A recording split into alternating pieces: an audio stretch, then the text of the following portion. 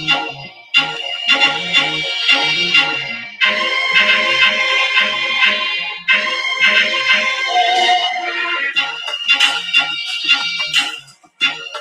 right, what is going on? How y'all doing out there in Atlanta Bird Gang and also on Uncle Steve's Lounge on YouTube? How's it going? Happy Friday to you. It's time to get into week 7 and the week 7 schedule for the NFL. More importantly, the week 7 showdown of two teams tied for the top of their division. The Cincinnati Bengals, yes, the AFC defending champion Cincinnati Bengals will host our Atlanta Falcons, which a lot of folks say is a surprise 3-3, also tied at the top of the NFC South.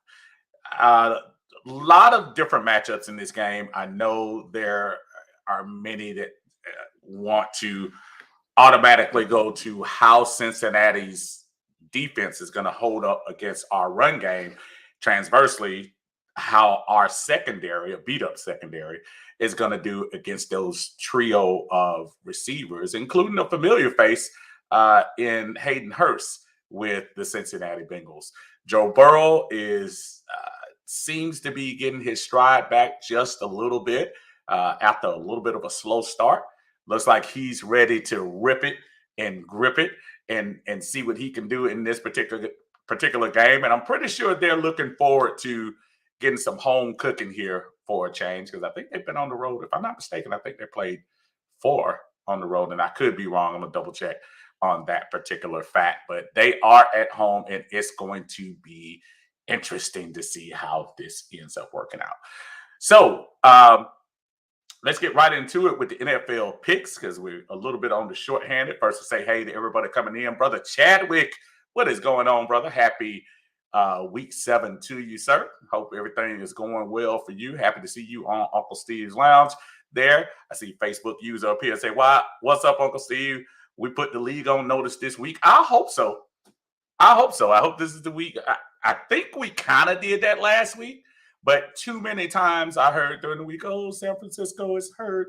Oh, all their defensive guys. But people kept forgetting, okay, even if your defensive guys are not there, you pretty much have most of your offense on display, especially your key players there. So, Jimmy G, Debo, Ayuk, George Kittle, all those guys were there. So no excuses. A loss is a loss, even though San Francisco did kind of make a little bit of a shocking move in trading for Christian McCaffrey, which works out good for the Falcons. Hopefully, that's our next home opponent. Hopefully, they won't be able to take advantage of it, even though Chuba Hubbard, I think it's Chuba Hubbard, ran like crazy over us last year. So we'll see. David, what's going on, man? Good to see you out here today, joining us here in the lounge. Here we go. Let's get to these picks, and I'm going to share the screen so we can do it together. Yeah, let's do that. Let's do it together here. We're going to go down the list, and obviously I'm going to kind of bring this down a little bit so everybody can be on the same page. Of course, we know last night's great game, as far as we're concerned, for the Falcons, New Orleans falling to Cincinnati. I'm sorry, falling to Arizona in that particular game yesterday. Great for the Falcons, 42-34. The only thing that keeps making me mad whenever New Orleans loses is I keep thinking about what could have been. And that really ticks me off because it's hard not to go. If it's any loss that I'm going to look back at during the season, if things end up turning to a way where it could have been, I'm going to go back and look at that particular. I'm going to look at that schedule and that very first game with the Saints and say, we lost to a bad team. I mean, they are 2-5 and are really a bad team. And one of those 2 wins they have is against us. So it is what it is. We move forward and do our thing. Okay, Dallas hosts Detroit next week. Of course, they're smarting a little bit after that Philadelphia loss on national TV last week.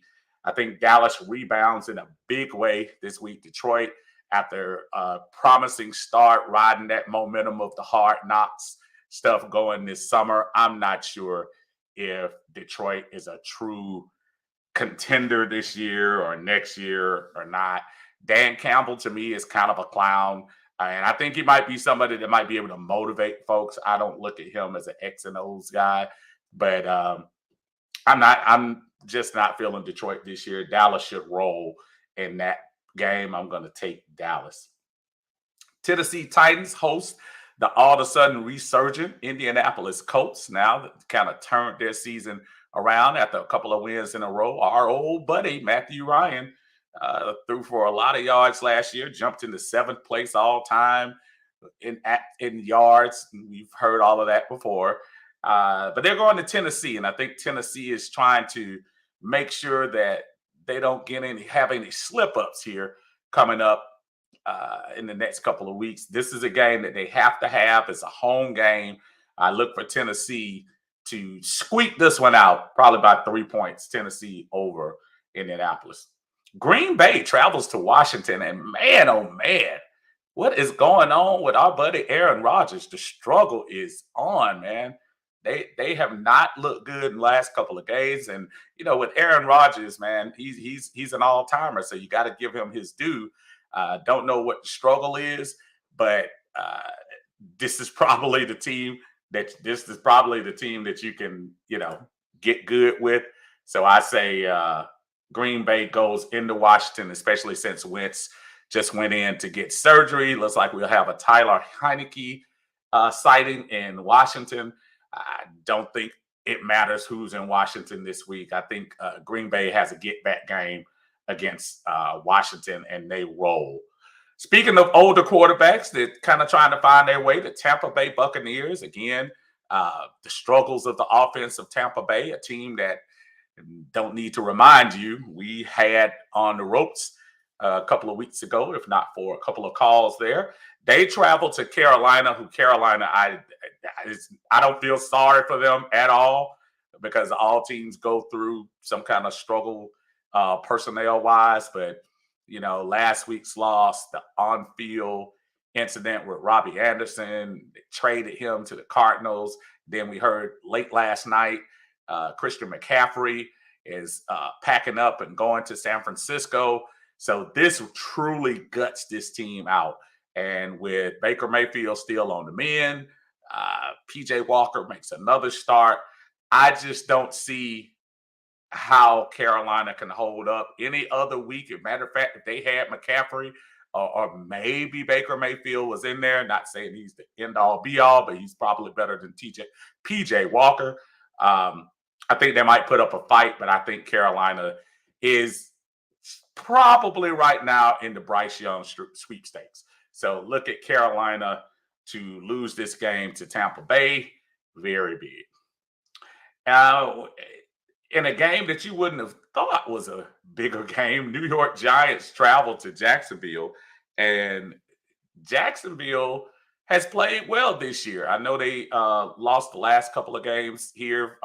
Indianapolis took care of them last week, but the Giants, they have to be the surprise team of 2022, doing their thing up there. Saquon Barkley looking healthy, ready to roll.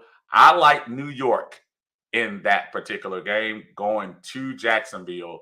I like New York to come away with a road win. Cleveland at Baltimore. Cleveland is kind of up and down. I know we took care of them, and then last week they had some struggles. Baltimore still trying to find their identity, kind of an up and down team as well. This one being in Baltimore, I think we'll give the edge to Baltimore. Lamar Jackson, who is playing lights out and still to a certain extent is playing very well, but this is a get-back game here. Look for Baltimore to roll against Cleveland at home.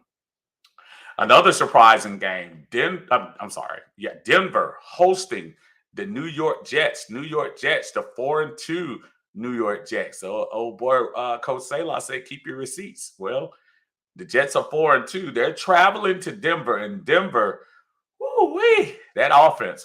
Russell Wilson is struggling, and it's just brought up last week that he might have some underlying injuries. My thing is, if he's hurt, then let's get somebody else on the field and give them a better chance of winning, because this is not good for his debut in the mountain area out there.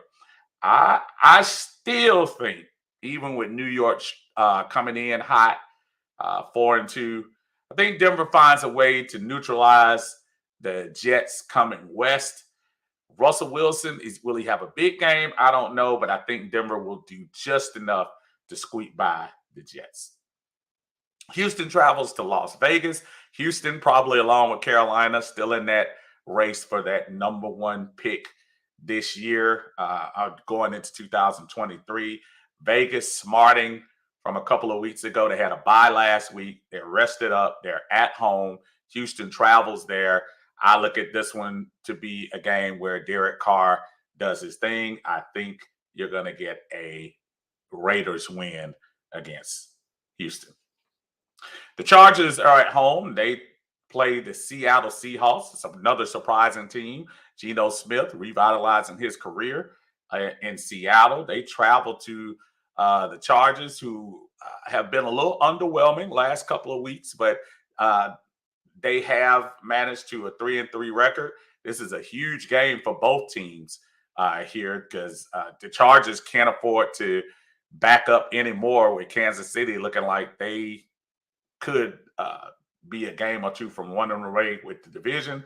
I look at the Chargers to take this one at home against a tough Seattle team. I think it'll be close, but I like the Chargers in that particular game.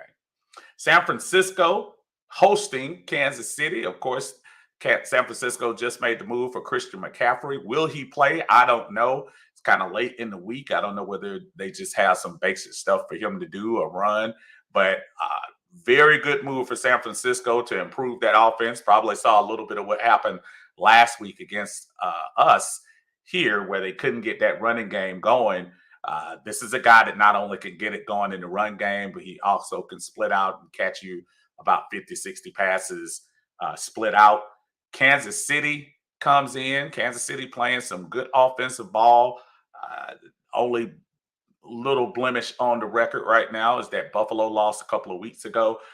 I look at this to be a game that might now, with McCaffrey here, might be something that San Francisco rallies to. Look for San Francisco to pull the minor upset over Kansas City at home. And the 8 o'clock game this week is going to be the Dolphins and the return of Tua Tagovailoa from the concussion issues. He will host a Pittsburgh team who had a very inspired win last week against Tom Brady and the Buccaneers. However, they're making a travel. They're traveling this week. Kenny Pickett was taken off the concussion protocol. So if all things line up, Kenny will probably end up being the starting quarterback. I don't think it matters whether it's him or Trubisky. I think going into Miami, you're going to, a lot of support for Tua coming back. I think you're going to see Miami roll in this particular game on Sunday night. The Monday night matchup this week will be the New England Patriots hosting Justin Fields and the Chicago Bears.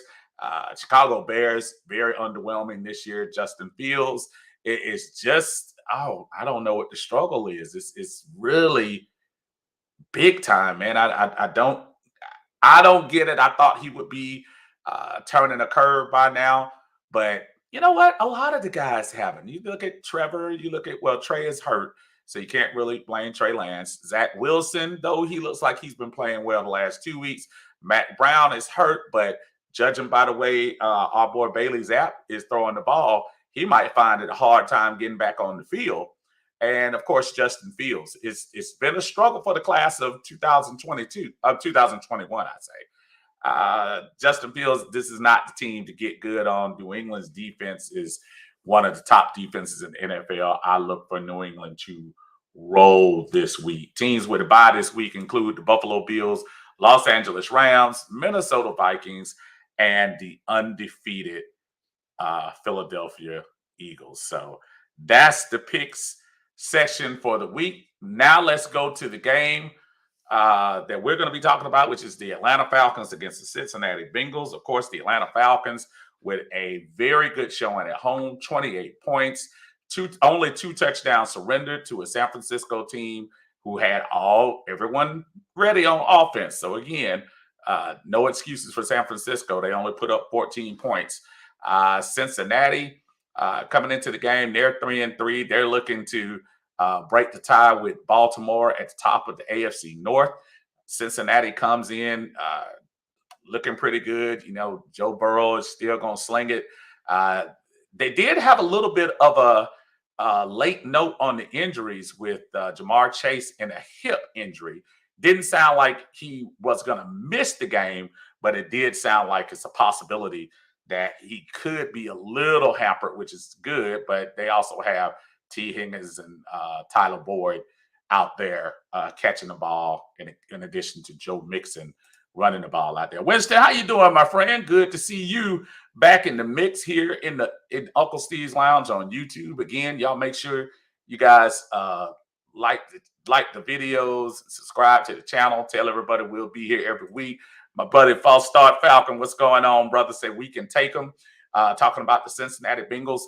This is the part that I know there are a lot of people that are concerned, because just like last week, we were looking at the Jimmy Garoppolo and how he could be able to sling it around against the Falcons because their defense is not this and not that and whatever.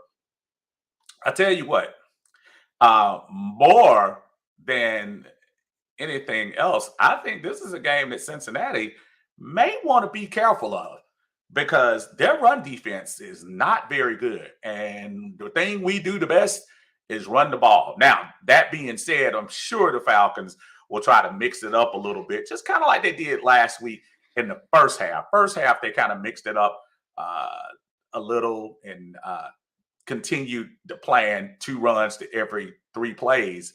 But I look for Atlanta to possibly open it up just a little bit more. You know, Kyle Pitts kind of, after missing the game, finally got back into the mix, got him a touchdown. He should be hyped up. Looks like we're going to welcome back A.J. Terrell from an injury. Also, Michael Walker ended up practicing fully yesterday as well. So we could be welcoming a couple of guys back to the mix. I don't know how that's going to work out with Troy Anderson, who did a great job last week. How that's going to coexist, knowing Dean Pease, he has a plan, and we'll figure it out. My brother Shen is in the house. What's going on? And this wasn't one of my books either, due to the Bengals wide receiver core, with our secondary being hurt and us not able to have consistent pass rushing this season. I'm nervous about this game, but the Bengals can be beat. And I think what you do, Shen, and is a very good point as far as the battle between their receivers and our secondary, who, again, we got a lot of people beat up. Even if they play, they're going to be beat up. We just got to control the ball, man. I think if you control the ball and keep them off the field, it's a formula that works. It's worked against every team, sans the Rams. The Rams game, we kind of lost that at the very beginning and then had to play catch up. But aside of the Rams, the ball control thing worked out well, even if we didn't win all the games. So I think you have to think the same thing with Cincinnati. Keep Joe Burrow and that offense off the field. Keep the defense as fresh as you can, because you're right. The elusiveness of Joe Cool back there in the backfield. Joe Mixon is no joke. Don't underestimate what he can do. Sammy Perrine is somebody who shouldn't be ignored either. He's a good backup for them. I look at this to be a high-scoring affair, if you ask me. But yes, I would be concerned about that receiver core. David says it's going to be tough with our banged-up secondary, but I think we can take them with ball control and getting a pass rush to help our secondary, and that's a key thing, our pass rush. Everybody has talked about so far how Cincinnati, very similar to last year, have not been able to stop the pass rush coming in there. So I'm one of those people that you got to show and prove. Is one thing to say you can do it. I need them to go in there and give some trouble to old Joe Burrow. And hopefully they have a spy assigned this week. Maybe a Troy Anderson, somebody who speed-wise can kind of catch up to him on the side. I mean, we've got to figure that out. Brother William Amy, how you doing, brother? Said Darren Hall's going to make plays. I hope he does. Darren did and people have to remember, AJ got hurt kind of early in that. Was it the third quarter? I know it wasn't. It was either the end of the second, beginning of the third, one of the two. The secondary in the second half against Deebo Samuel, Brandon Ayuk, George Kittle, your secondary was Darren Hall, Isaiah Oliver, D. Alford. So the same folks that you're talking about, that we keep saying, yeah, our secondary hurting, but I think it's the same situation. You just got to play ball. Just don't get beat over the top. The Falcons have actually did a decent job against big plays this year. Just avoid the big play. Avoid the big play. Stay in the game and kind of meticulously just kind of wear them down. That's how you're going to have to do this team. He have to also admit I was a doubter of Mariota, but being the NFC Offensive Player of the Week shut me up. The threat of Mariota running the ball and escaping a traditional pass rush has helped the offensive line and helped our running backs, because the edge rushers have to respect Mariota's ability to run off play action RPO schemes. And now this is where the Falcons become dangerous. This is where the opposing defenses have to respect them, just like you said. Absolutely perfect. Absolutely. William maybe says third quarter. Okay, yeah. So again, and keep this in mind, William. They didn't score a point in the second half. So that second string secondary that we kind of cobbled together, those guys held those boys back. So San Francisco could do nothing. And that's one of the things I'm talking to San Francisco folks after the game and stuff like that. Oh, we had all our defensive guys hurt. The defense wasn't what you were worried about. Where was the fantastic Jimmy G throwing to Deebo and Deebo running all over the place? And now Ayuk got his 2 touchdowns, don't get me wrong. But it's not like he ran all up and down the field. Those are 2 little slant plays that he did well on. Congratulations, lollipop. But they lost the game by 2 touchdowns. The offense didn't score. So let's give our defense maybe a little bit of credit, just to say those guys that we're saying we're worried about, those are the guys that held them down. So let's see how it works out. Say Darren Hall will have a chip on his shoulder. He does. He had one last week. So he has to keep that. Millie Mills, what's going on, man? How you doing, brother? Join us Sunday. I think Sunday. I'm not sure. I'm gonna have to double check, and maybe I can put it on my podcast. I might be joining Smitty from Smitty Sports Machine on Monday after the game, but I'll let everybody know where I'll be on that particular game. I'll either be there or I'll be here. One way or the other, I'll be here later after 4, but we'll have an after reaction show to the game. So y'all just be paying attention. William says, I know my key matchup on the wide receivers is Hall on Boyd, AJ on Chase, and Oliver on Higgins. That is, dude, it's going to be fascinating to see. This is one of those things where, William, if our pass rush can generate anything, maybe to rush Joe a little bit, I know on the run, he's still a very good quarterback, but we have to affect the pocket. We cannot let him just sit back there. We gotta let him, we gotta make him feel uncomfortable in that. William says we're number 1 against Yak. Number 1, I guess I'm assuming number 1 against Yak, and we're not getting beat deep too much. Since it's tied for 3rd in sacks given up and quarterback hits. Again, take advantage of this, what seems like a weak offensive line. You have to take advantage of that. The one thing I like, we've been putting pressure, but we haven't been getting there. I know they stole another sack from Grady last week. We've got to get there. Got to. William says, Hayden Hurst talking so much stuff about this Falcons team. We have to cover him. And Joe Mixon. And again, Joe Mixon is a problem, folks. Don't discard him getting wide-eyed about the receivers. Joe Mixon is the truth. And Hayden Hurst, he's backed it up a little bit. I've seen him playing. He's been playing pretty well, man. Good for him. That was a situation, I'm not even going to lie to you, William. I almost wish we would have been able to keep him to have that second threat of a tight end catching the ball, because I really don't see anybody else able to. I think that was what we thought Firsker was going to be, but I don't know. David says, Ayuk's 2 touchdown also came on short fields, to quote Bill Belichick on the Cincinnati. Absolutely. Absolutely. William says, put pressure. You're right. Shin says, if we can pressure Joe Burrows, we can win this game with our see a man, whoop a man running game. And you called that last week. Put a man on man, blocker on blocker. And man, I can't say enough about what Lindstrom and McGarry have been doing on that right side, because it's obvious that's their go-to side. Just you got to run the ball, folks. Run. That's what we got to do. Winston says number 1 against the Yak. I figured that's what you were saying. William says we have to get pressure on all four quarters.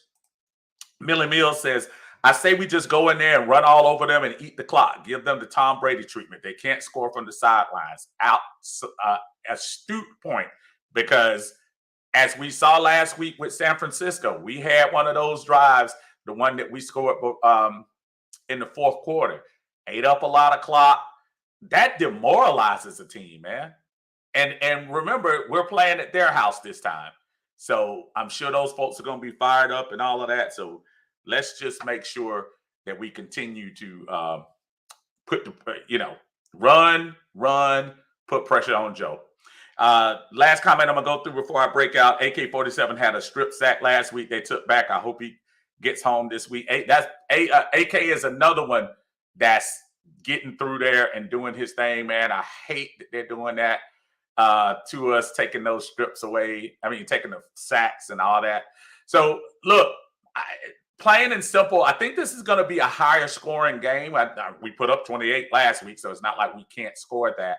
But I think in this particular case, I think we can score against this Cincinnati defense.